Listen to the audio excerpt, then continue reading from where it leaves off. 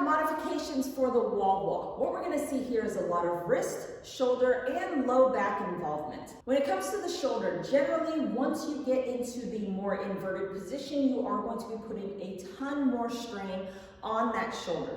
So one thing that you can do is just say, screw the RX and stay within a range of motion that you can fully control, or you can say double or triple the reps and do them from a planked position, not a piked position. You can still elevate your feet up onto a box and do shoulder taps. You'll see that from this position, I am just at horizontal. I am not at vertical, so it should be much less challenging on the shoulder. If it's your wrist that is the troublesome area, you might want to think about really turning out as you're going up and down in that wall walk. If you keep your fingers facing forward, you get into a much more extended, much more loaded position of the wrist. Yes, if you turn out, you still will be loaded, so if you really are dealing with wrist pain, I suggest not doing this modification. But if it's just a mild pain and you want to get through it, turn your fingers out.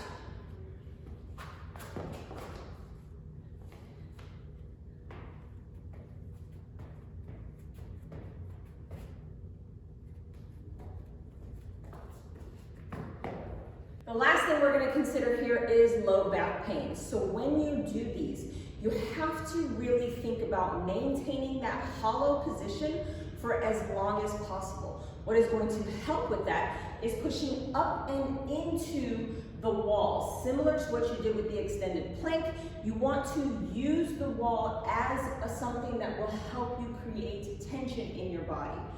Push with your hands through the wall in order to maintain a tighter, more hollow position.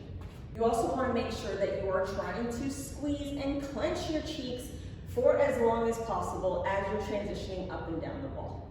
Taking smaller steps up and down the wall will help to minimize the extension in your lower back as well. So if you do find these painful, or you find that you start getting pain later on in the workout, think about how much more you can tighten up in order to stay more in control. When it comes to the dumbbell snatch, generally what we're thinking about as far as injury and having to modify is that full shoulder flexion, holding that dumbbell overhead. If this is a problem for you, here's a couple tips.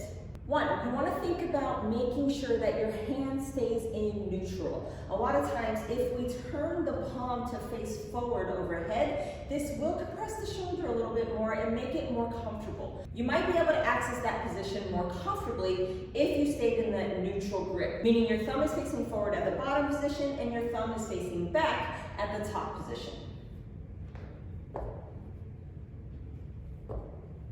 If you find it incredibly painful to reach overhead, my suggestion is that you swap out for a heavier dumbbell clean. Now you're getting the same stimulus with the legs, it should be as metabolically challenging, and you don't have to worry about getting into that full shoulder flexion. All right, let's talk about the box jump over. This is going to be a lot on your knees and your hips. If you are dealing with knee pain, what I want you to do is land a little bit higher. So you saw in the open announcement, a general box jump over. You're going to stay crouched down and just step down. You don't have to open up your hips at the top. That is a lot of deep knee bend, and if that is not something that you are comfortable with, you want to think about just landing higher on top of the box. You'll see that this is much more minimal knee bend. You can then turn and step down. You want to make sure that you're keeping your knee over your heel.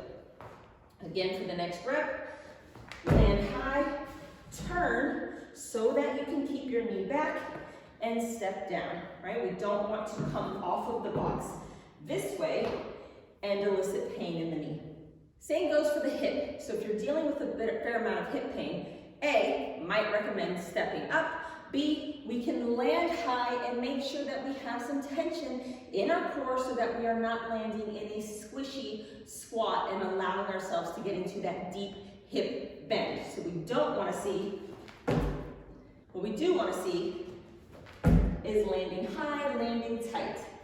Turn, step back down.